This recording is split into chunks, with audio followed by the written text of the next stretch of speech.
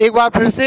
और हम लोग साथ में हैं और हमने 1 से लेकर के 20 तक के क्वेश्चन पिछली अपने वीडियो में कवर किए थे। आज क्वेश्चन नंबर 21 से आगे के क्वेश्चन जो ल्यूसेंट की नवोदय की गाइड है, उस गाइड के चैप्टर वाइज क्वेश्चन है, वो हम इसमें कवर करेंगे। और ये अपने फर्स्ट चैप्टर ही अभी चल रहा है। फर्स्ट चैप्टर के क्वेश्चन नंबर 1 से 20 तक पहले वाले वीडियो में थे और ये 21 से हम आगे का कवर करेंगे। देखते हैं क्वेश्चन नंबर 21। इसमें सबसे पहले दिखाई दे रहा होगा हम लोगों को कि एक शब्द आया है यहाँ पर अभाज्य। कौन सा शब्द आया है? अभाज्य। अब ये अभाज्य संख्या पहले बात तो समझ लें कि अभाज्य संख्या कहलाती क्या है। तो अभाज्य संख्याओं की जो परिभाषा है वो कई प्रकार से दी जा सकती है, लेकिन हम बेसिकली देखें तो बच्चों के हिसाब से अगर हम देखें तो ऐसी संख्या, आप देखें अगर गुणज, हमने तुम लोगों को पिछली वीडियो में समझाए थे कि गुणज और गुणनखंड क्या होते। जैसे हमने 1 के गुणनखंड किए तो 1 का गुणनखंड आएगा केवल 1। अगर 2 के गुणनखंड किए तो आएगा 1 और 2। 3 के गुणनखंड किए तो वो आएंगे 1 और 3। 4 के गुणनखंड किए तो वो आएंगे 1, 2 और 4। ये हमने लास्ट वीडियो में समझा था कि गुणनखंड क्या कहलाते हैं। और गुणनखंडों में से ही हमारी अभाज्य की परिभाषा निकल कर ही आएगी, क्योंकि कभी कभी कंफ्यूज हो जाते हैं। कहीं में जब संख्या दिखाई देती है 2 तो बच्चे बोलते हैं सर ये 2 अभाज्य कैसे है। तो अभाज्य की परिभाषा यहाँ से स्पष्ट होती है कि ऐसी संख्या जो 1 से विभाजित हो एवं स्वयं से विभाजित हो। स्वयं माने वही की वही संख्या, ठीक है। प्रत्येक संख्या स्वयं से तो विभाजित होती ही है और 1 से विभाजित होती है। तो ऐसी संख्या जो 1 से हो और स्वयं से हो, इनके अलावा किसी तीसरी संख्या से विभाजित ना हो, मानो उसका डिवाइड उसमें नहीं जाना चाहिए पूरा पूरा। तो समझ लो कि वो कौन सी संख्या कहलाएगी हमारी, फिर अभाज्य संख्या कहलाएगी। तो यहां पर कहा गया है तुम लोगों से कि 1 से 20 तक की अभाज्य संख्याओं का योग ज्ञात कीजिए। तो इसका योग हम कैसे निकालेंगे देखते हैं थोड़ा सा। पहले तुम अभाज्य संख्या लिख लेंगे। सबसे छोटी जो अभाज्य संख्या होगी वो कौन सी होगी? 2, इसके बाद 3, इसके बाद 5, 7, 7 के बाद 11, इसके बाद 13, 13 के बाद 17 और 17 के बाद जो अभाज्य संख्या होती है वो होती है 19। ठीक, तो ये हमारी अभाज्य संख्या है जो 1 से 20 के बीच में है। और इनका हमें क्या ज्ञात करना है? इनका हमें चाहिए योग। योग का वैसे मैं पहले बता चुका हूं, योग मतलब जोड़ करना है इनको हमें। ठीक, अब इनको जोड़ेंगे हम। 2 3 5 5 5 10 10 7 17 17 और 11, 17 और 11 28, 28 और 13 41, 41 और 17, 41 और 17 हो गए अपने 58, 58 और 19, 58 और 19 हो गए अपने 77। यानी अपना आंसर नंबर कौन सा हो गया? फर्स्ट। यानी क्वेश्चन नंबर 21 का आंसर कैसा हो गया? 77। अब इसमें से कई सारे प्रश्न तुम्हारे बन सकते हैं। जैसे यहाँ 1 से 20 तक की जगह पूछा जाए तुमसे 1 से 10 तक की अभाज्य संख्याओं का योग ज्ञात करो, ये तुम्हारा क्वेश्चन नंबर मान लो इसी के संबंध में कर सकते हो। तो हमें 1 से 10 तक के बीच में सिर्फ ये 4 नजर आ रही हैं। अगर उसमें पूछा जाए कि भैया 11 से लेकर के और 20 तक के बीच की अभाज्य संख्याओं का योग ज्ञात करो, तो इस प्रकार के भी क्वेश्चन इसमें बन सकते हैं। एक क्वेश्चन जो जनरली पूछा जाता है जिसमें 4 ऑप्शन दिए जाएंगे और पूछा जाएगा कि बताइए सबसे छोटी अभाज्य संख्या कौन सी है? तो वो कौन सी है? अभी हाल पढ़ा है हम लोगों ने 2। ठीक है, देखते हैं नेक्स्ट क्वेश्चन। क्वेश्चन तो साथ में करना ही है, क्वेश्चन के साथ साथ हम लोगों को इसका जो बेसिक नॉलेज, जो हर क्वेश्चन में एक एडवांस नॉलेज मिल रहा है तुम लोगों को, उस पर ध्यान देना है। अब इसमें क्वेश्चन में कहा गया है, देखें थोड़ा सा इसको।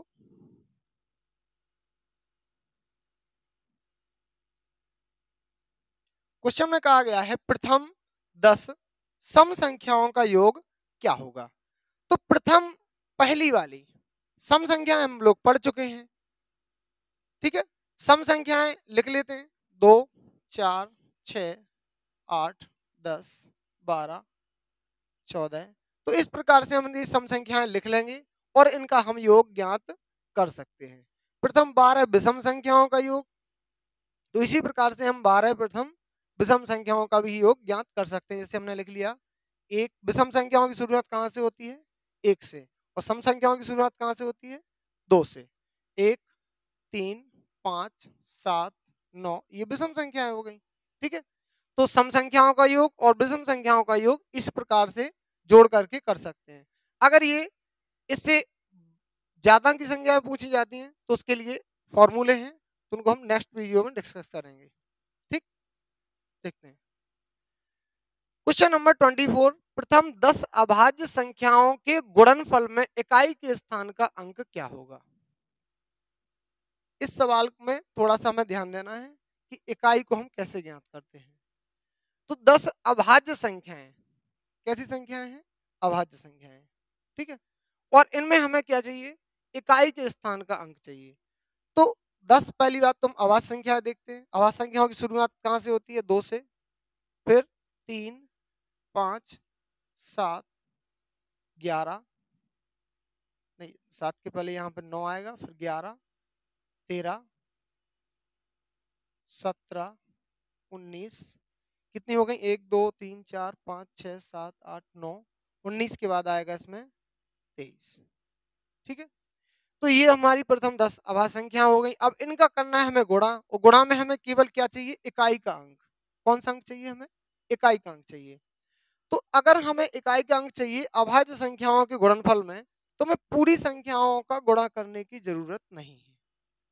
अब ये बात अभी समझ में नहीं आ रही कि सर हम इकाई का अंक कैसे निकाल लेंगे बिना गुणा किए?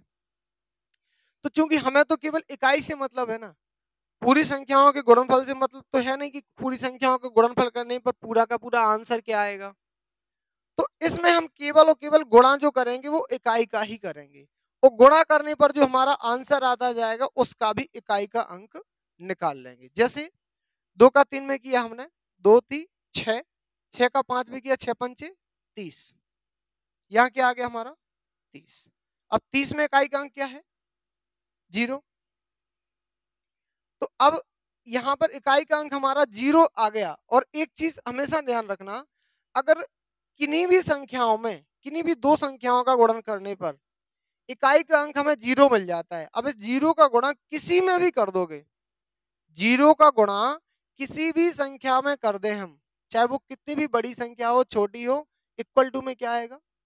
0 ही आएगा। ठीक है, तो इसका हम किसी भी संख्या में गुणा कर देंगे तो लास्ट में जाकर के जो इकाई का अंक बनेगा वो क्या बनेगा? 0 बनेगा। तो ऑप्शन नंबर कौन सा सही हो गया? 4। अब हमें पूरी संख्याओं का क्या, हमें तो इन्हीं संख्याओं का गुणा करने की जरूरत नहीं पड़ी पूरी। मान लो कि इसमें 5 नहीं होता, ठीक है, इसमें कहा जाता कि अगर हमसे ऐसा कहा जाता कि चलो 7 से लेकर के 19 तक की संख्याओं का गुणा करने पर जो इकाई का अंक आएगा वो क्या होगा, तो उसको हम कैसे निकालेंगे? देखते हैं उसको, कि अगर हमें ये कहा जाए, देखें थोड़ा सा, 7, 7, 9, 11, 13 और 17 और 19। अब इनका हमें देखना है, मान लो इसमें चूंकि 5 नहीं है तो इसमें 0 तो आएगा नहीं, तो अगर ऐसा सवाल आ जाए तो भी हमें पूरा गुणा करने की जरूरत नहीं है। अब इसमें हम इकाई का अंक कैसे निकालेंगे? देखो थोड़ा सा, पहले इन दोनों का गुणा करते हैं, कितना आएगा? 63। इसमें से हम केवल इकाई ले लेते हैं, कितनी? 3, और 3 का गुणा कर देंगे किसमें? अगली संख्या के इकाई के अंक में, यानी कि 1 में। तो इतना यहां हमारा क्या आ जाएगा? 3 एकम 3 आ जाएगा। फिर जो 3 बचा इसका गुणा करेंगे अगली संख्या के इकाई के अंक में, यानी 3 गुणे 3। अब इकाई का अंक क्या बन गया अपना? 9 बन गया। अब इस 9 का गुणा हम किस में करेंगे? नेक्स्ट नंबर के इकाई के अंक में। 9 गुणे 7 यानी 63, और इसमें भी इकाई का अंक फिर से हमारा क्या आ गया? 3, और 3 का गुणा करेंगे अगली संख्या के इकाई के अंक में, यानी कि फिर से 9 में। ठीक, तो 9 3 27, और यहां जाकर के हमारा इकाई का अंक क्या आ गया? 7। तो इस प्रकार से हमें केवल और केवल किसका गुणा करते जाना है? संख्या गुणा करनी है, फिर इकाई का अंक लेना है, खाली पूरी संख्या का गुणा नहीं करना है।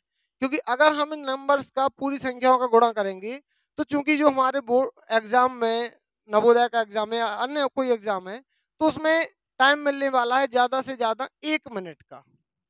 कितना? 1 मिनट का। और उस 1 मिनट में हमें सवाल को सॉल्व करना है। ठीक है, तो इसलिए हमें क्या करना है कि इसमें ज्यादा टाइम वेस्ट ना करते हुए अगर हम पूरा मल्टीप्लाई करेंगे तो उसमें बहुत ज्यादा टाइम लग जाएगा, तो हम केवल इकाई का ही गुणा करेंगे। किसका गुणा करेंगे? इकाई का गुणा। ठीक, अब नेक्स्ट क्वेश्चन देखो। नेक्स्ट क्वेश्चन समझ में सभी को आ रहा होगा, जैसा दिख रहा है इसमें कि एक संख्या को पढ़ लेते हैं। पहले पढ़ने का तरीका कल हमने बताया था। पहला कॉमा 3 अंकों बाद, उसके बाद अगला कॉमा 2 अंकों बाद, उसके बाद 2 अंकों बाद। तो ये 4,90,406। इसको 7 से भाग देने पर भागफल क्या होगा?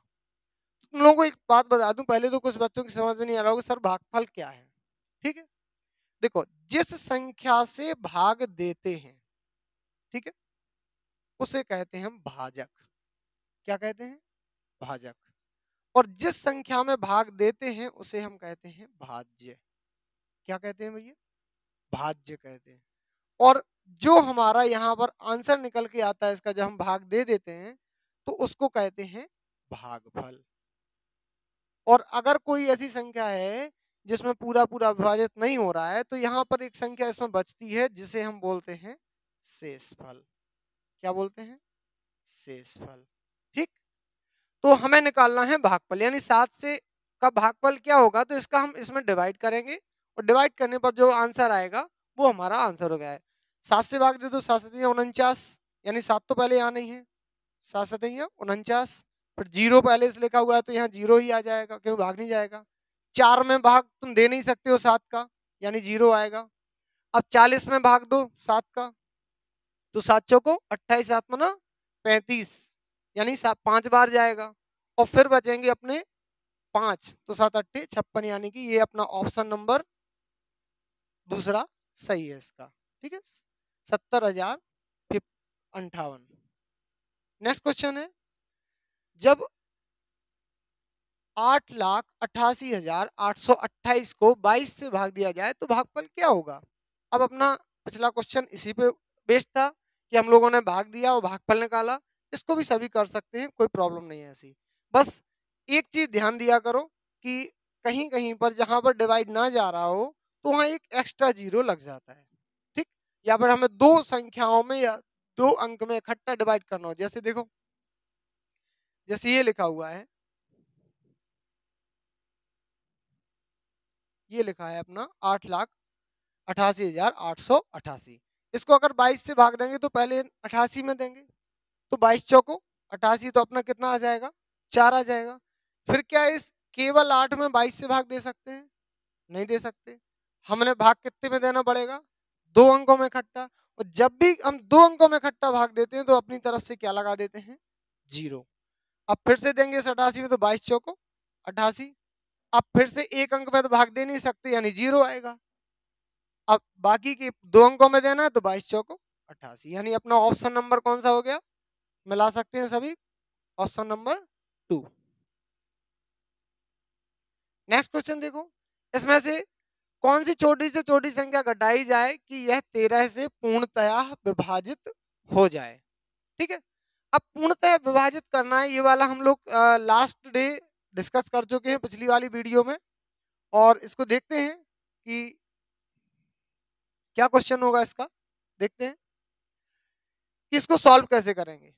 हमने तुम्हें बताया था कि अगर हमें घटाना हो अथवा जोड़ना हो तो इन तरीकों से कैसे हल कर सकते हैं, जैसे देख लें। हमने इसमें डिवाइड किया किससे? 13 से। 13 पना 65, इसको थोड़ा सा ऊपर कर लेते हैं।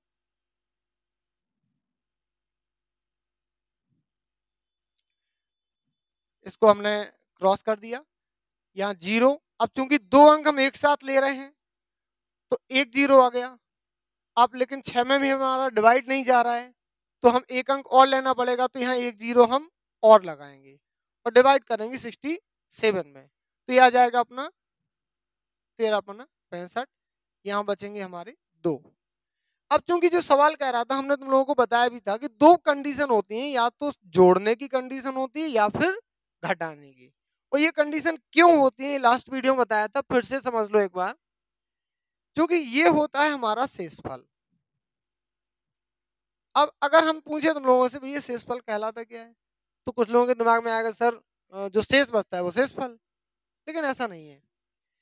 एक ऐसी संख्या जो भाजक से क्या नहीं हो सकती है, डिवाइड नहीं हो सकती किसी भी तरीके से, ना तो एक से ना किसी, एक बार भी इसका भाग नहीं जा सकता है।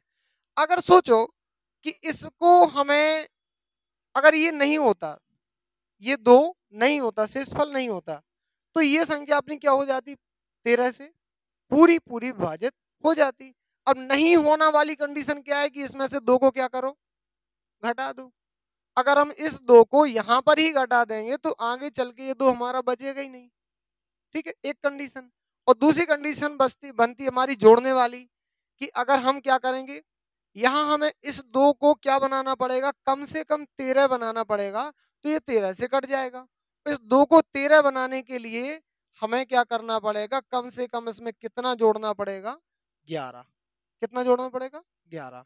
तो अगर जोड़ने का सवाल आ जाए तो जोड़ किस प्रकार से निकालते हैं, शेषफल को पहले हम भाजक में से घटा देते हैं और फिर इस संख्या को तो हम भाज्य में जोड़ देते हैं। और घटाने का आ जाए तो हम शेषफल को सीधे सीधे संख्या में से घटा देते हैं। घटाने पर अपनी जो संख्या आएगी, यानी 6, 5, 0, 6 और 5, तो ये अपनी 13 से पूरी पूरी विभाजित हो जाएगी।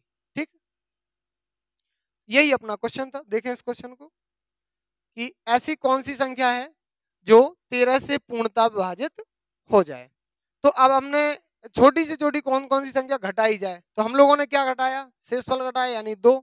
तो ऑप्शन नंबर कौन सा सही कहलाएगा अपना, इसका ऑप्शन नंबर पहला वाला यानी कि 2 सही है। चलें बढ़ते हैं आगे। किसी संख्या को 125 से भाग देने पर भागफल 16 और शेष 11 है। थोड़ी देर पहले हमने बताया था तुम लोगों को कि भाग में 3 चीजें होती हैं। कितनी चीजें होती हैं, 3। भाज्य, भाजक, भागफल, और एक चौथी चीज होती है शेषफल। ठीक है, अब इसमें हमें क्या क्या दिया गया है, थोड़ा सा देख लो। हमें इसमें दिया गया है भाग किससे देना है, 125 से। तो जिससे हम भाग देते हैं वो कहलाता है हमारा भाजक। क्या कहलाता है, भाजक। और इसमें दूसरी चीज दी गई है भागफल, जो कि कितना है, 16 है, दूसरा भागफल दिया गया है। और नेक्स्ट शेषफल को शॉर्ट में हम क्या कहते हैं, शेष भी कहते हैं। ठीक है, तो ये अपना शेषफल दिया गया है कितना, 11। अब बाकी की चाहिए हमें संख्या क्या होगी इसमें, तो इस इन चारों में एक संबंध होता है और उन संबंध को हम फॉर्मूला के जरिए समझ सकते हैं। संबंध क्या होता है, देखें थोड़ा सा। इसका संबंध ये होता है कि भाज्य जो होता है अपना, क्या होता है, भाज्य बराबर होता है भाजक गुणे भागफल प्लस शेषफल। ठीक, अब इसमें चूंकि एक चीज ध्यान रखने की है कि हमें पहले क्या करना पड़ेगा, भाजक और भागफल का गुणा करना पड़ेगा। ठीक, तो इसमें भाजक और भागफल का पहले तो हम इनको लिख लेते हैं, जो जो चीजें हमें दी गई हैं इनको हम लिखते हैं। देखें थोड़ा सा, तो हमें इसमें संख्या को भाग किससे दे रहे थे हम, 125 से। जिससे भाग देते हैं वो कहलाता है अपना भाजक। तो हमने यहाँ पे क्या लिखा, भाजक लिखा, यानी कि 125। यही चीज कहलाती है मान रखना। बार बार बच्चे भूल जाते हैं कि सर मान रखना क्या कहलाता है। मान रखना माने हमने जो फॉर्मूला लिख लिया है, अब उनकी कोई एक संख्या इक्वल टू में दी गई होगी, उनका कोई मान दिया गया होगा, उसको इक्वल टू में उसके सामने लिखना या उस सूत्र की जगह पर लिखना, वो कहलाता है मान रखना। ठीक है, अब आगे लिखा हमने भागफल क्या होगा, तो देखो भागफल इसी में सवाल में लिखा हुआ है 16। शेषफल कितना है, 11। और बराबर में इनको अगर हम सॉल्व कर देंगे तो हमें क्या मिल जाएगा, भाज्य। और ये संख्या जो हम जिसको भाग दे रहे हैं, यहाँ पे लिखा क्या है, को। तो जिस संख्या को हम भाग दे रहे हैं वो हमारी संख्या क्या कहलाती है, भाज्य कहलाती है। ठीक है, तो कैसे इसको सॉल्व करेंगे? अब इसमें दो चीजें हैं, कितनी है? दो। एक तो मल्टीप्लाई है और दूसरा प्लस है। ठीक, जिस संख्या को भाग दे रहे हैं उसको भाज्य कहलाता है। अब भाज्य को इस तरीके से हम ज्ञात कर सकते हैं। अब दो चीजें आ गई हमारे सामने, एक तो मल्टीप्लाई आ गया और एक प्लस आ गया। कुछ बच्चे कंफ्यूज होंगे, सर हम पहले प्लस करके भी तो इसको मल्टीप्लाई कर सकते हैं, कि हमें पहले इसको मल्टीप्लाई करके प्लस करना पड़ेगा? क्या करेंगे पहले? तो इसके लिए तुम्हारे, अगर ये तुम्हारे मन में सवाल आ रहा है कि सर हम पहले क्या करें इन दोनों चीजों में से, कि पहले हम गुणा करें कि भाग करें, तो उसके लिए मैं कुछ बता रहा हूं। उसके लिए बोलते हैं बॉडमास रूल। क्या बोलते हैं? BODMAS rule. इसको याद कर लेंगे और लिख लेंगे। इसको हिंदी में बोलते हैं को का भा गु योग नियम। क्या बोलते हैं इसको? को का भागु योग नियम। अब को मतलब क्या होगा? को मतलब होगा कोष्टक। ठीक, का मतलब क्या होता है? ये कहीं कहीं का लिखा आ जाता है, जैसे कहीं कहीं लिखा आ जाएगा 3 का 4। क्या लिखा आ गया? 3 का 4। तो इसमें एक्चुअल में हमें क्या करना पड़ता है? मल्टीप्लाई। लेकिन लिखा उसमें का ही रहता है। तो जैसे 3 का 4 पूछा गया है, तो 3 गुणे 4। ठीक, तो ये का मतलब होता है का, और बाद में जब इसको हम सॉल्व करते हैं तब इस का मतलब हो जाता है गुणा। क्या मतलब हो जाता है? गुणा। ठीक है, देखें। और भा मतलब क्या होगा? भाग। ठीक है, फिर से यहाँ पे एक शब्द आ गया गुणा। यो, यो से मतलब हो गया अपना योग। योग माने जोड़ना। योग यानी योग, योग यानी जोड़ना। और घा माने फिर क्या आ गया? घटाना। ठीक, और ये इस क्रम से ही हमें सवाल में करना पड़ता है।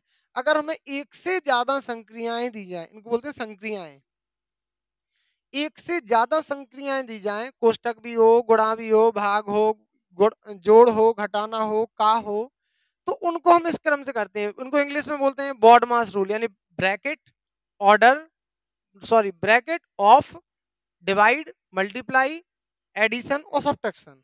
ठीक, तो इस प्रकार से इसको इंग्लिश में भी याद कर सकते हैं और हिंदी में भी याद कर सकते हैं। तो इनको पहले एक बार लिख लें, इस सवाल को थोड़ा सा करके बताएं। 2 मिनट का टाइम है, करें जल्दी से। 2 मिनट बाद मिलते हैं।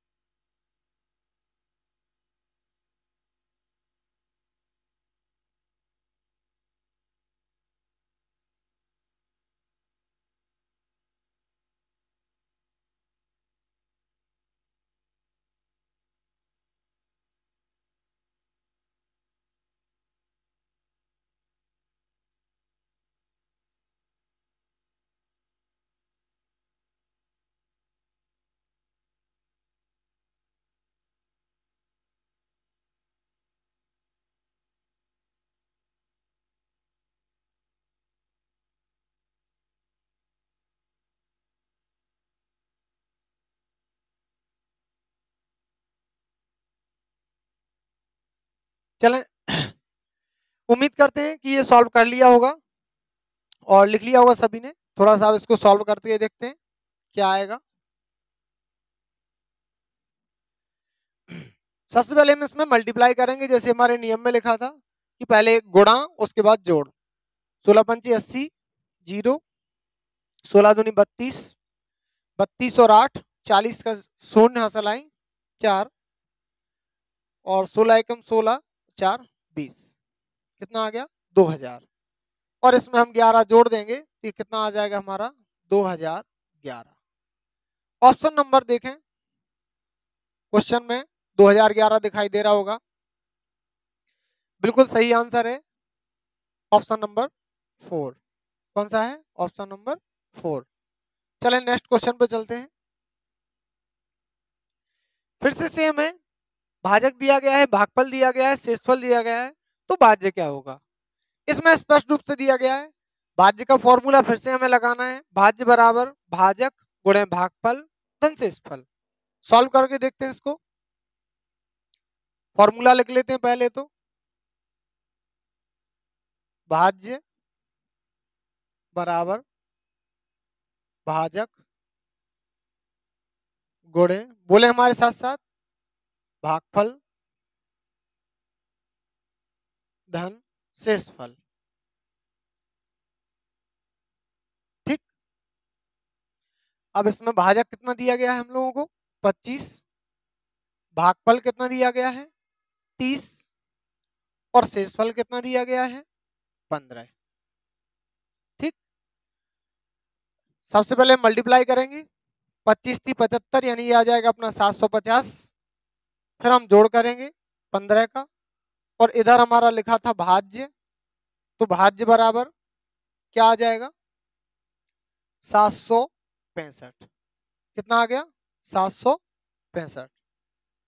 ठीक, देखते हैं इसको, यानी क्वेश्चन नंबर, इसका आंसर नंबर 4। कौन सा सही है? 4 सही है।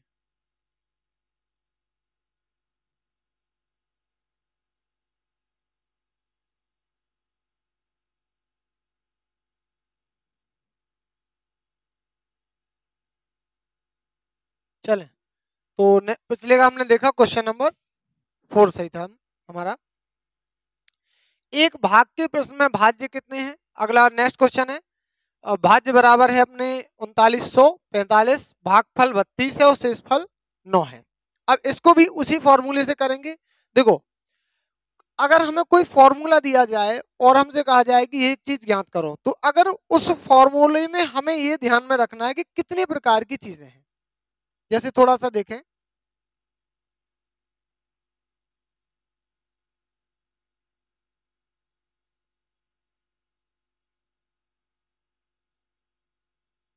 जैसे इसमें देखें कि हम लोगों ने एक फॉर्मूला अभी हाल पढ़ा था, भाज्य बराबर भाजक गुणे भागफल धन शेषफल। ठीक है, तो इस फॉर्मूले में हमें कुछ भी पूछ लिया जाए, चाहे हमसे क्या पूछा जाए, चाहे हमसे भाज्य पूछा जाए या भाजक पूछा जाए, भागफल पूछा जाए या फिर शेषफल पूछा जाए, इन अगर चारों में से हमें कोई भी 3 दे दिए जाए और एक पूछा जाए, तो हम सिर्फ एक ही फॉर्मूले से सारी चीजें ज्ञात कर सकते हैं। अब वो कैसे हम ज्ञात करेंगे? उसके लिए हम लोगों को सीखना पड़ेगा पक्षांतर। क्या सीखना पड़ेगा? पक्षांतर। देखें थोड़ा सा, इसमें भाज्य अपन को दिया गया है, भागफल दिया गया है और शेषफल दिया गया है, और हमसे पूछा गया है भाजक क्या होगा। तो फिर से पहले तो फॉर्मूला लिख लेते हैं, भाज्य बराबर भाजक गुणे भागफल धन शेषफल। ठीक, भाज्य बराबर भाजक गुणे भागफल धन शेषफल। हमने भाज्य की जगह क्या लिखा 3945, भाजक की जगह क्या लिखा हमने, भाजक तो हमें यहाँ पर पूछा गया था कि भाजक क्या होगा, तो हमें जो ज्ञात करना है उसकी जगह हम लिख लेंगे x। क्या लिख लेंगे? x। भाजक कितना, भागफल कितना लिखा है, भागफल लिखा है अपना 32, और शेषफल कितना है 9। ठीक, इस प्रकार से हमने इनके मान रख लिए। अब हमें x का मान ज्ञात करने के लिए एक कला सीखनी पड़ेगी और उस कला का नाम है पक्षांतर। ये बार बार आने वाले हैं। अगर तुम लोगों को किसी भी प्रकार का क्वेश्चन है, अगर सूत्र बार बार नहीं रटने हैं, एक ही सूत्र से सारे सवाल करने हैं, तो पक्षांतर तुम्हें आना ही चाहिए। और ये पक्षांतर क्या कहलाता है, थोड़ा सा इसको देख लेते हैं। ठीक, इसको देख लेते हैं पक्षांतर क्या कहलाता है। किसी, क्योंकि जब हम बराबर का निशान लगाते हैं तो हमारे सामने दो पक्ष होते हैं, एक होता है दायां पक्ष और एक होता है बायां पक्ष। ठीक है, इस तरफ होता है दायां और इस तरफ होता है बायां। ठीक, अब ये जो दो पक्ष होते हैं, अगर हम किसी एक पक्ष से कोई भी संख्या दूसरी तरफ ले जा रहे हैं, या बाएं से दाईं ओर ले जा रहे हैं, या दाएं से बाईं ओर ले जा रहे हैं, ये जो घटना है वो कहलाती है पक्षांतर। क्या कहलाती है, पक्षांतर। इसको हम चाहें तो लिख भी सकते हैं कि जब हम किसी समीकरण में कोई राशि, जो ये x हो, 32 हो, 9 हो, ये राशियां कहलाती हैं, तो इनको हम एक पक्ष से दूसरे पक्ष में ले जाते हैं, इस चीज को हम क्या कहते हैं, पक्षांतर कहते हैं। और इसके रूल क्या होते हैं, इसके रूल ये होते हैं कि अगर कोई चीज माइनस की है और इसको माइनस से दूसरी तरफ ले गए तो वो क्या बन जाएगी, प्लस बन जाएगी। इसका अपोजिट भी होगा कि अगर इस तरफ प्लस में इस तरफ ले गए तो क्या बन जाएगी, माइनस। ठीक, यानी जो रूल है उसका अपोजिट रूल भी होता है। अगर कोई चीज डिवाइड में है तो वो किसमें पहुंच जाएगी, मल्टीप्लाई में। और डिवाइड का एक मतलब बटे भी होता है। क्या होता है, बटे। जैसे कोई चीज बटे में है, किसी की संख्या बटे में लिखी है, उसको दूसरी तरफ ले जाना है, जैसे हमने यहाँ लिख दिया 3/5 बराबर x, और इस 5 को हमें इस तरफ ले जाना है, तो हम क्या करेंगे, 3 बराबर ये 5 इस तरफ जाएगा तो काय पहुंच जाएगा, गुणा में पहुंच जाएगा। ठीक, तो ये भी कर सकते हैं हम। तो ये बटे यानी कि भाग का चीज कहाँ पहुंच जाती है, गुणा में। तो इसका उल्टा क्या होगा, गुणा की चीज किसमें पहुंच जाएगी, भाग में।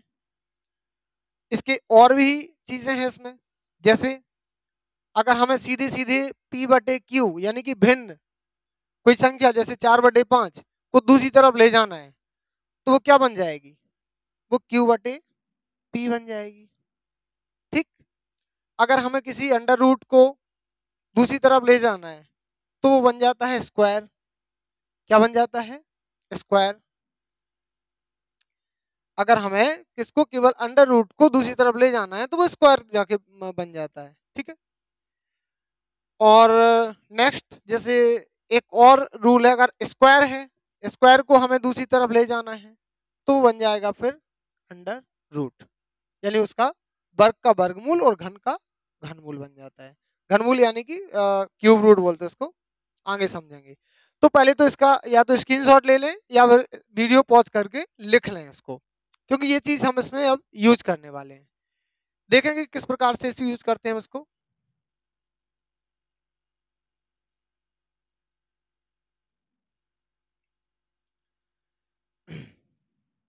देखें, तो सबसे पहले तो यहाँ हमारे जो लिखा हुआ था 9, इसको हम दूसरी तरफ लाएंगे, तो ये 9 जो आएगा इस तरफ, तो ये काय में चला जाएगा माइनस में, यहाँ काय में था प्लस में। बाकी की चीजें हम ज्यों की त्यों लिख देंगे, x गुणे 32 लिख दिया। अब इसमें से पहले तो इसको घटाना को हम सॉल्व कर ले रहे हैं, पहले हम जिसको भी सॉल्व कर सकते हैं उसको सॉल्व कर लिया क्या, और फिर पक्षांतर करते हैं। ठीक है, तो इसको सॉल्व करेंगे तो यहाँ बचेंगे अपने 45 में से 9 गए, तो ये आ जाएगा अपना 39 36। कितना बचेगा, 39 36 बराबर x गुणे 32। इसको हमने लिखा। नेक्स्ट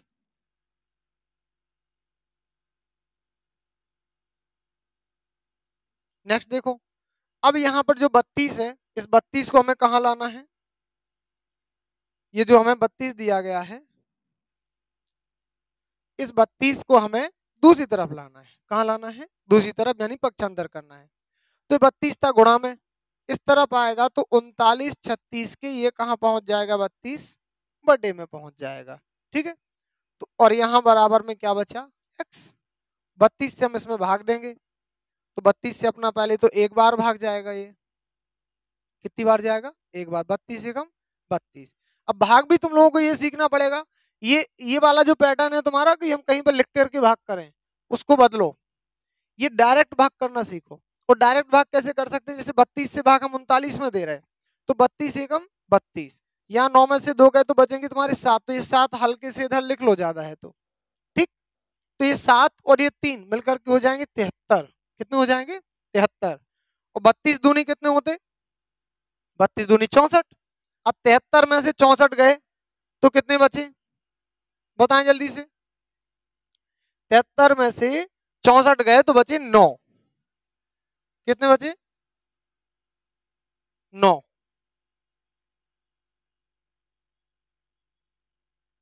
9 बचे। और फिर हमारा आगे की संख्या कौन सी बची,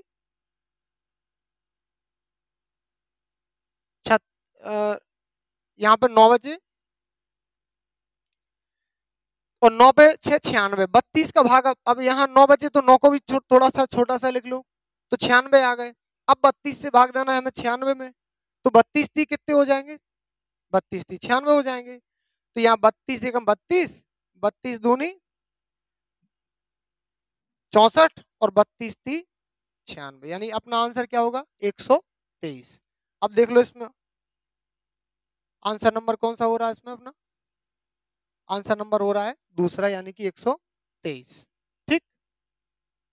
चलें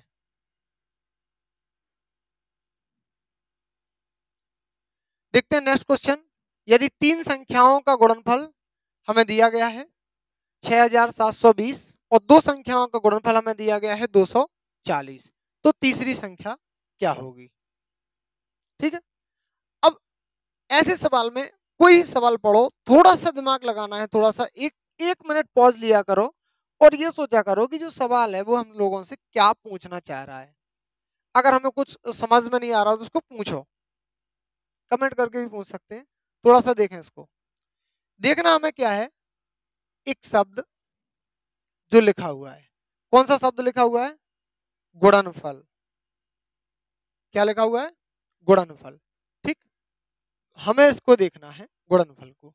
गुणनफल कहलाता क्या है, गुणनफल कहलाता है किन्हीं संख्याओं का गुणा करने पर प्राप्त हुई संख्या, ठीक। अब चूंकि यहाँ कितनी संख्या है 3, यहाँ कितनी है 2, ना तो तुम्हें 2 कोई संख्याएं दी गई ना तुम्हें 3 दी गई हैं, तो तुम क्या करोगे, इनको मान लो, क्या मान लो, एक को x मान लो, एक को y मान लो, एक को z मान लो, ठीक। और तीनों का मल्टीप्लाई करने पर यानी गुणा करने पर तुम्हें जो प्राप्त हो रहा है उसको लिख लो बगल में, तो वो प्राप्त क्या हो रहा है तुम्हें 6720, ठीक। अब जिनमें 2 संख्याओं का गुणनफल, इनमें से कोई भी 2 ले लो, उनका गुणनफल जो है मान लो कि जैसे हमारा x और y, इनका जो गुणा है वो कितना है 240, कितना है 240। तो तीसरी संख्या क्या होगी, यानी हमें इनसे कोई लेना देना नहीं है, हमसे पूछा गया है कि तीसरी संख्या क्या होगी जो बची हुई है, यानी कि z का मान क्या होगा, किसका मान हमें बताना है, z का मान,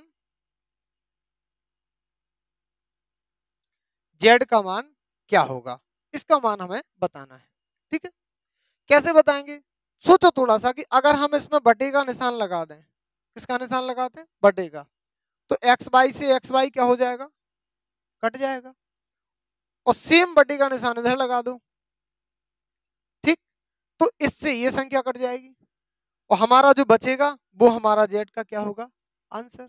और जेड ही हमारा क्या थी, तीसरी संख्या थी, ठीक।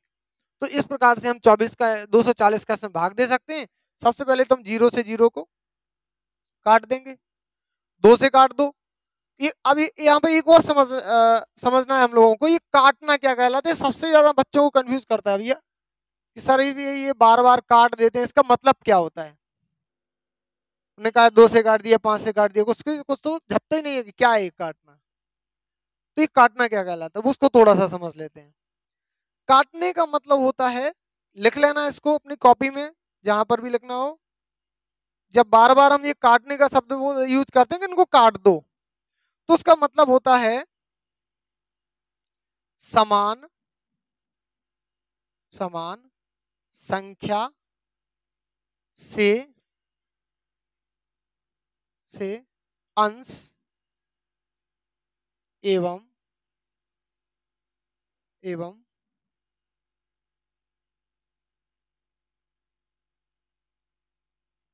एवं हर में भाग देना, ये चीज कहलाती है काटना। ठीक है, जैसे अगर कहीं पर लिख दिया किसी ने 120 और यहाँ लिख दिया 240, तो तुम लोग क्या करते हो, जीरो से जीरो काट देते हो। ये जीरो से जीरो कटता नहीं है, एक्चुअल में बात ये होती है कि इसमें भी तुमने 10 से डिवाइड किया है, इसको भी तुमने 10 से डिवाइड किया है। ठीक है, तो ये कट गया। अब फिर हम क्या करते हैं, 12 एकम 12, 12 दूनी 24, ऐसे बोल देते हैं। तो इसका मतलब क्या हुआ कि इसमें हमने डिवाइड किया किससे, 12 से, और इसको भी डिवाइड किससे किया, 12 से। 12 से 12 को करोगे क्या आएगा, 1, और 12 से 24 को करोगे क्या आएगा, 2। ऐसे इसको डिवाइड करते हैं।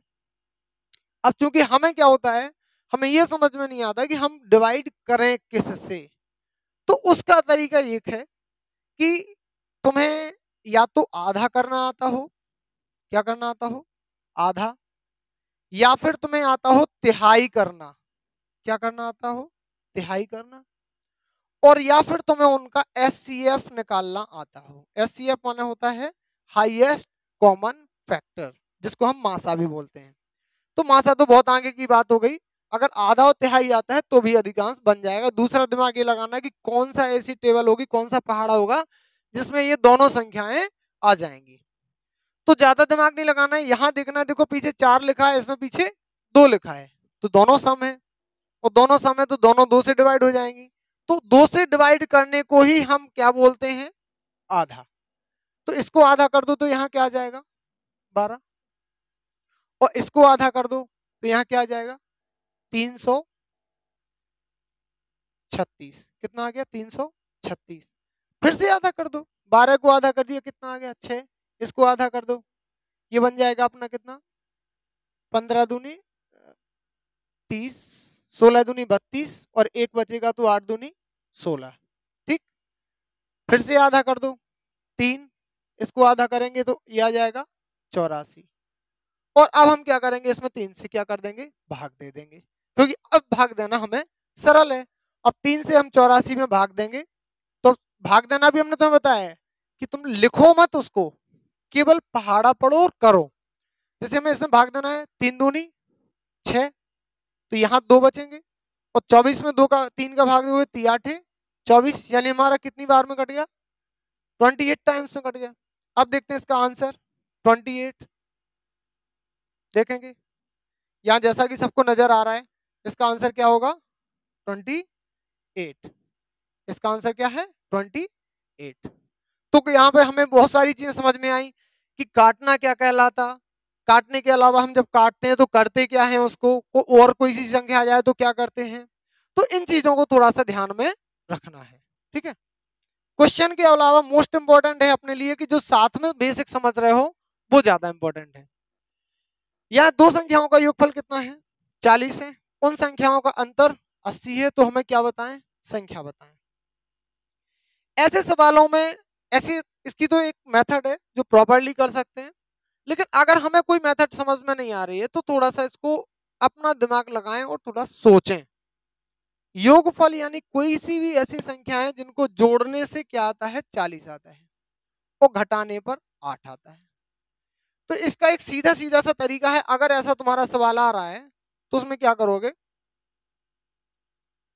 हम पहले दोनों को जोड़ देते हैं, क्या कर देते हैं, जोड़ देते हैं, क्या आ जाएगा, 48।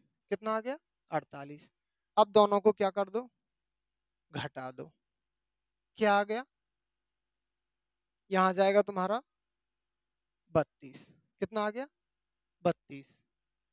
ठीक है, अब हमारे जो ये 48 और 32 आए हैं इनके जस्ट आधे आधे कर दो, यानी यहाँ आ जाएगा 24 और यहाँ आ जाएगा 16। देखो 16 और 24 किसमें है। ठीक, एक तो इसका ये तरीका है जो हमने सीधा सीधा बताया तुम्हें। ठीक है, और इसका एक तरीका क्या हो सकता है कि हम ऑप्शन से उठा लें, उनको योगफल यानी उनको जोड़ के देखें, जैसे 30 और 10 जोड़ा तो 40 हुआ, लेकिन घटाने पर अपना इनका अंतर आ रहा है 20। 30 में से 10 गया तो कितने आएंगे? 20 आएंगे, जबकि हमें अंतर कितना चाहिए? 8 चाहिए। तो ऑप्शन से उठा सकते हैं, यहाँ 34 16 को जोड़ेंगे फिर घटाएंगे, ऐसे इसमें करेंगे, जिसमें आंसर आ जाएगा वो अपना आंसर। एक जो सबसे बाद वाली मेथड है, जिसको लॉजिकल मेथड भी बोल सकते हो, उसको एक्स मान के भी कर सकते हो। एक्स मान के कैसे करेंगे? जैसे हमने लिख लिया, दो संख्याएं हैं जिनका योगफल कितना है? 40, यानी एक्स और वाई प्लस क्या होगा? 40। फिर हमने उनका अंतर यानी कि उनको घटाने पर क्या आ रहा है? 8 आ रहा है। ये हमारे दो समीकरण बन गए। क्या बन गए? समीकरण। इन दोनों को हम जोड़ देते हैं, और जोड़ेंगे तो क्या होगा? वाई से वाई कट जाएगा, एक्स और एक्स कितने एक्स हो जाएंगे? 2x बराबर कितना आ जाएगा? 48। एक्स बराबर 48/2 यानी कि 24। तो यहाँ हमारा x का मान 24 आ गया। और जब एक संख्या में 24 मिल गई और योगफल है 40, तो 40 में से हम 24 को घटा देंगे तो दूसरी संख्या हमारी आ जाएगी 16। ठीक, तो इसको इस प्रकार से भी, 3 प्रकार से हम इस सवाल को कर सकते हैं। अब इसमें और भी संख्या तो में आ सकती हैं, या संख्या बदल के भी सवाल पूछा जा सकता है। जैसे ये सवाल आ गया सेम टू सेम, योगफल 27 है, अंतर 28 है, संख्या बताएं। कोई सा भी 3 तरीकों में से अपना सकते हो, या तो ऑप्शन से कर लो, ऑप्शन नहीं करना है तो जो शॉर्टकट तरीका बताया था, पहले दोनों को जोड़ दो, दोनों को घटा दो, दोनों के आधे जो आ जाए उनके आधे आधे कर दो। कर लेते हैं। 72 और 28 कितने हुए? 72 और 28 होते हैं तुम्हारे 100। कितने होते हैं? 100। और 72 में से 28 को अगर घटा देंगे हम तो कितने बचेंगे? तो बचेंगे अपने 4 ये बचे, और 3 यानी 4, 44। तो अपने दूसरे वाले बचे 44, और दोनों के आधे आधे कर दो, यानी इधर आ जाएगा 50 और इधर आ जाएगा 22। और ऑप्शन नंबर अपना पहला आंसर। तो ये शॉर्टकट तरीका अपना कि दोनों को जोड़ दो, दोनों को घटा दो, दोनों का आधा कर दो, तो अपने आंसर निकल आएंगे। दूसरे दोनों तरीके में पिछले वीडियो में पिछले क्वेश्चन में हम डिस्कस कर चुके हैं कि किन किन तरीकों से हम इनको सॉल्व कर सकते हैं। ठीक है, ये तो अपना यही तरीका हुआ कि अपने 72 और 28 को जोड़ दिया तो अपना 100 आ गया, और 72 में से 28 को घटा दिया तो अपना 44 आ गया, और बाद में इनका हमने आधा आधा कर दिया तो अपना आंसर आ गया। ठीक, चलें।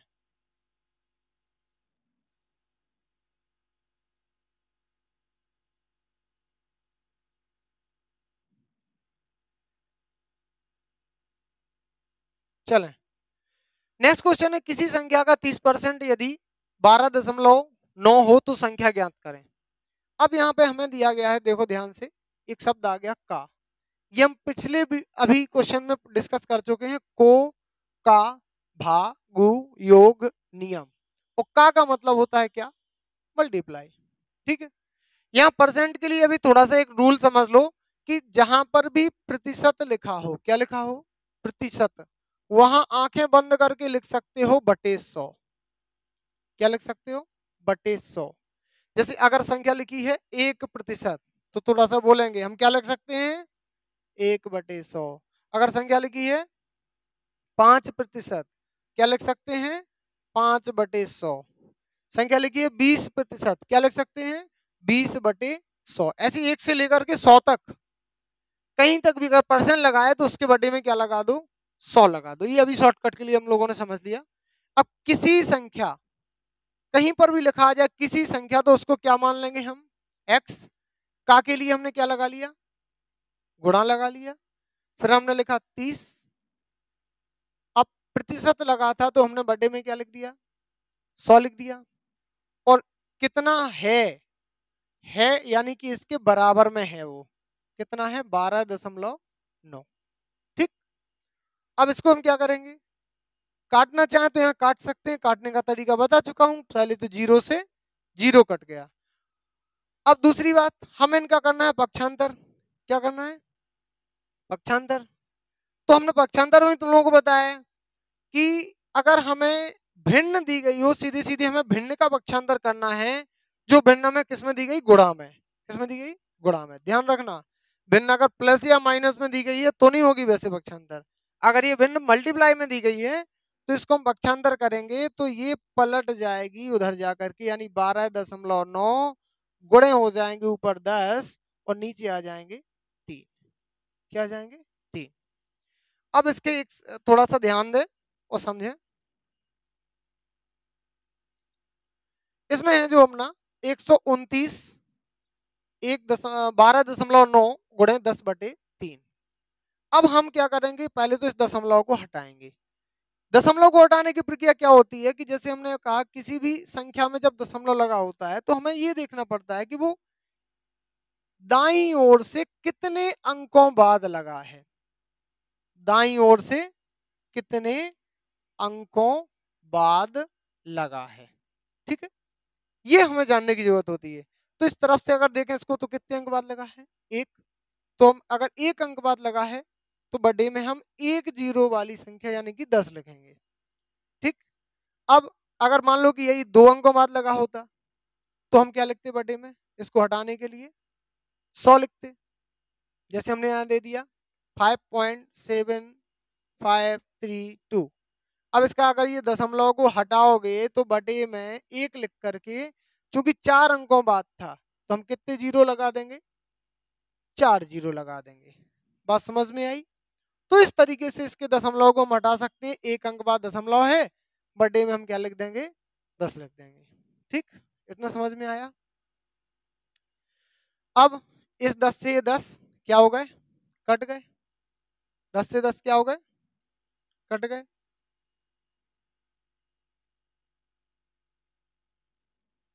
ठीक, देखें 10 से 10 अपने क्या हो गए? कट गए। 3 का भाग दिया हमने 129 में, तो 3 से भाग दे दिया तीचों को 12 और तीतर का 9। ठीक, तो अपना आंसर x का मान क्या निकल के आ गया?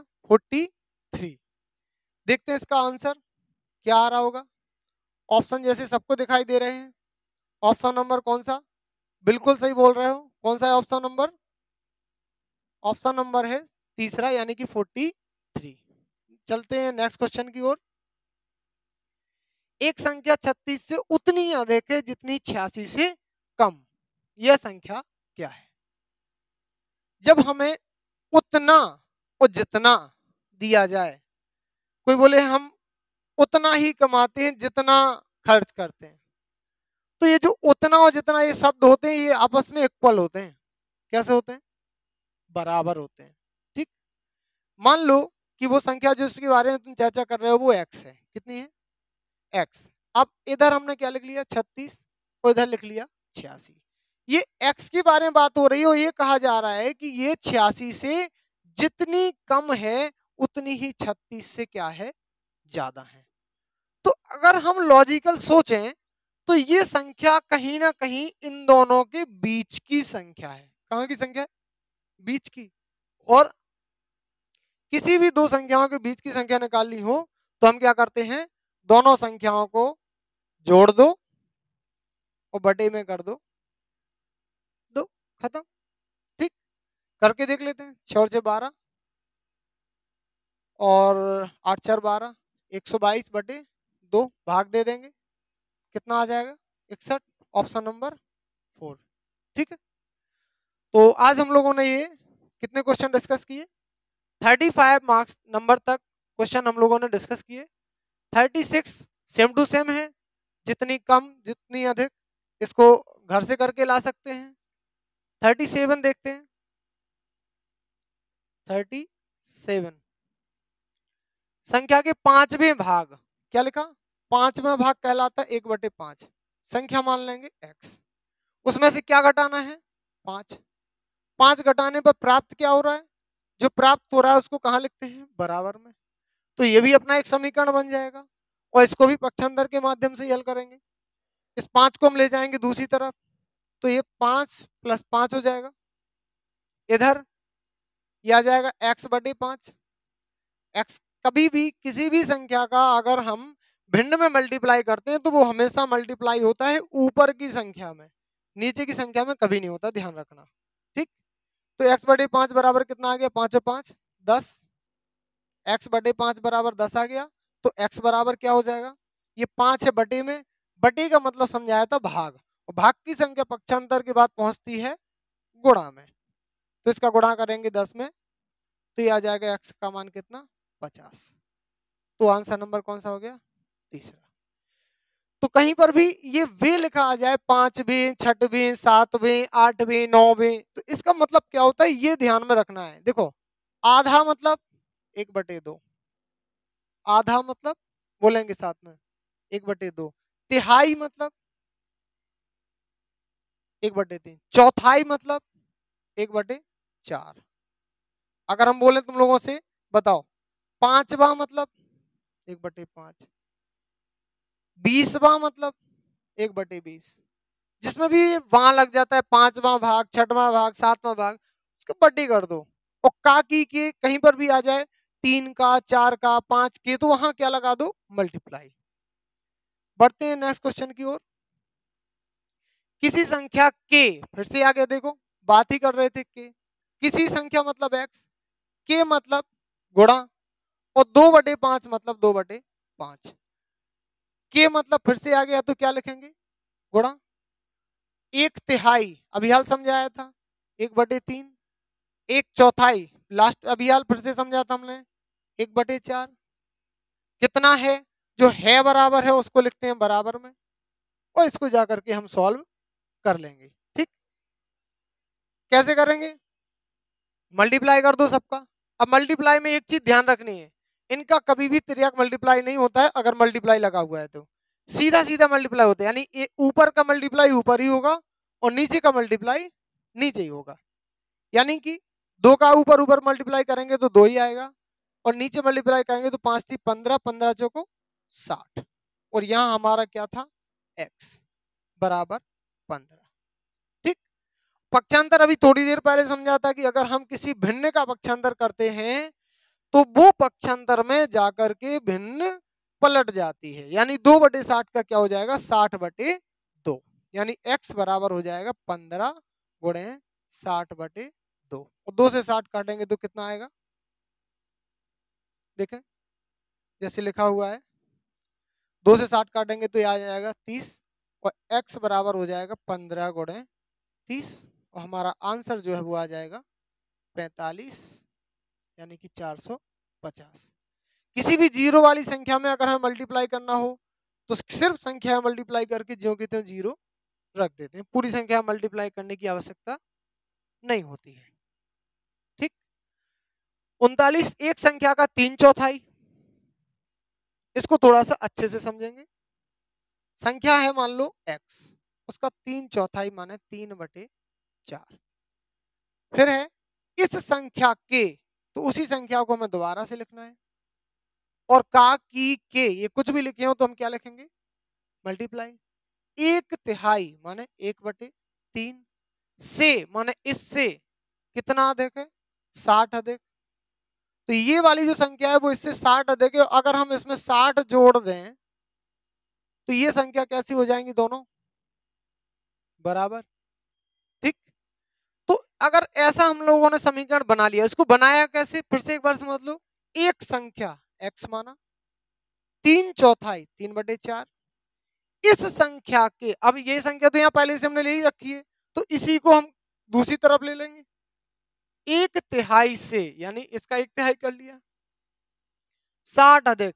अब ये जो 60 अधिक लिखा हुआ है, ये से जो लगा हुआ है वो किस में लगा है, 1/3 में, तो ये 60 हम जोड़ेंगे भी किस में, 1/3 वाले हिस्से में जोड़ेंगे, और इन दोनों के बीच में क्या लगा देंगे, बराबर लगा देंगे। ठीक है, क्योंकि ये बराबर हो जाएंगे अगर हम इसको 60 को जोड़ देंगे तो। अब यह संख्या क्या है, यानी अब हमें x का मान निकालना है, तो पहले तो हम इसका मल्टीप्लाई कर लेते हैं, तो ये आ जाएगा 3x/4, और यहाँ आ जाएगा x/3 प्लस 60। ठीक, नेक्स्ट देखते हैं आगे, हम इसका पक्षांतर करेंगे। अब देखो हमने तुम लोगों को बताया था कि भिन्न अगर मल्टीप्लाई में हो तो ही पलटते हैं, प्लस या माइनस में हो तो उसका पक्षांतर प्लस या माइनस की तरह करते हैं।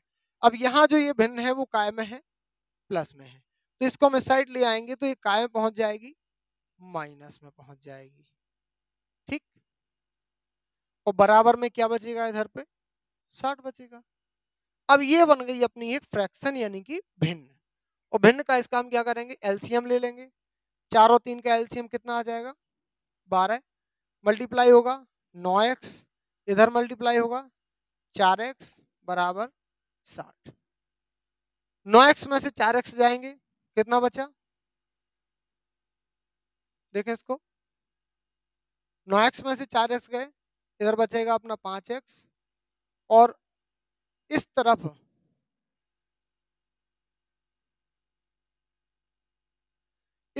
ये जो 12 था वो अपना बटे में था, बटे यानी कि भाग, और भाग की संख्या अगर पक्षांतर होती है तो बताएंगे सभी किस में जाती है, हाँ बोलो जल्दी से, भाग की संख्या पक्षांतर के बाद पहुंच जाती है गुणा में। ठीक, तो अब ये हो जाएगा 22×72 यानी कि 720। 5x का मान कितना हो गया 720। अब x का मान हमें चाहिए, तो ये 720 बटे में आ जाएंगे 5, इसका दे दो भाग, तो 5 का भाग भी शॉर्टकट में देंगे, 5 का 7 में देंगे, 5 एकम 5, यहाँ बचेंगे 2, कितने बचेंगे 2, 2 पे 2 22, तो 5 चौको 20। अब यहाँ फिर से 2 बचे तो 0 बचा, और 2 0 20, तो फिर से 5 चौको 20, यानी आंसर क्या आ गया 144। आंसर देख लेते हैं इस सवाल का। ऑप्शन नंबर दिख रहा होगा सभी को, ऑप्शन नंबर क्या है 144। इसको जो लिखना चाहे विधि को कैसे हल किया, यहां से लेकर के पूरा दिखाई दे रहा होगा, देख सकते हो। ठीक, लिख भी सकते हो उसको और स्क्रीनशॉट भी ले सकते हो। ठीक है, तो ये अपना 39 हो गया। अब बचा अपना लास्ट क्वेश्चन आज का, देखते हैं। एक संख्या अपने 20% से 40 अधिक है, तो संख्या को लिख लेंगे x, और इसका 20% यानी कि 20/100। अभी पिछले क्वेश्चन में हमने डिस्कस किया था, परसेंट जिसमें लगा हो उसमें क्या लिख दो, बटे 100 लिख दो। से यानी अब इससे तुलना हो रही है, क्या देखे 40 अधिक, यानी इसमें हम 40 जोड़ देंगे तो बराबर में क्या आ जाएगा, एक संख्या अपने 20% से 40 अधिक है, बराबर में वही की वही संख्या आ जाएगी यानी कि x। अब इसको हल कर दो, 20 का भाग दे दो दोनों में, तो 20 पंचे 100, इधर क्या आ गया 1 आ गया। ठीक है, यानी यहाँ आ जाएगा x, और 5 का नीचे आ जाएगा x/5 प्लस 40 बराबर x। 40 का पक्षांतर करेंगे तो x/5 बराबर, 40 का पक्षांतर करने से अच्छा है कि हम x/5 को दूसरी तरफ ले जाएं, क्योंकि x से x एक तरफ करने पड़ते हैं, और चर चर राशियां एक साइड और अचर चर राशियां एक साइड। तो एक काम करते हैं कि x/5 को दूसरी तरफ ले जाते हैं, तो ये बन क्या जाएगा 40 इक्वल टू x, और ये x/5 इस साइड पहुंचेगा तो माइनस का x/5 बन जाएगा। ये भिन्न बन गई फ्रैक्शन।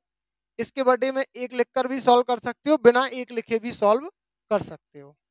तो 5 कैसे मल्टीप्लाई होगा, तो ये क्या बन जाएगा 5x माइनस x बटे 5, यहाँ बराबर में 40, यहाँ बचेगा 4x बटे 5, और यहाँ 40। 5 का पक्षांतर करेंगे और 4 का, इस पूरी फ्रैक्शन का हम एक साथ भी पक्षांतर कर सकते हैं भिन्न के रूप में। तो ये बन जाएगा अपना 40 गुणे 5 ऊपर पहुंच जाएंगे, 4 नीचे, बराबर में बचेगा x। 4 से 40 कटे 10 बार में, और 10 का गुणा 5 में हुआ तो 50 बराबर x। ये अपना आंसर, और इसको हम देख सकते हैं ऊपर हमारा आंसर आ रहा था 50, यानी कि ऑप्शन नंबर फर्स्ट सही है। तो आज के लिए अपना 20 क्वेश्चन का ये एक सेशन खत्म है, और इसमें हम लोगों ने जो बीच बीच में डिस्कस किया है वो तुम लोगों को इसकी प्रैक्टिस बहुत ज्यादा करनी है। ठीक है, तो मिलते हैं फिर से एम अचीवर क्लासेस, और उद्देश्य क्लासेस को सब्सक्राइब कर लेंगे, उसके हम ग्रुप में इसकी लिंक दे देंगे आप लोगों को, तो उस लिंक के माध्यम से आप लोगों को ये वीडियो यूट्यूब पर मिल जाएगी। ठीक है, थैंक यू।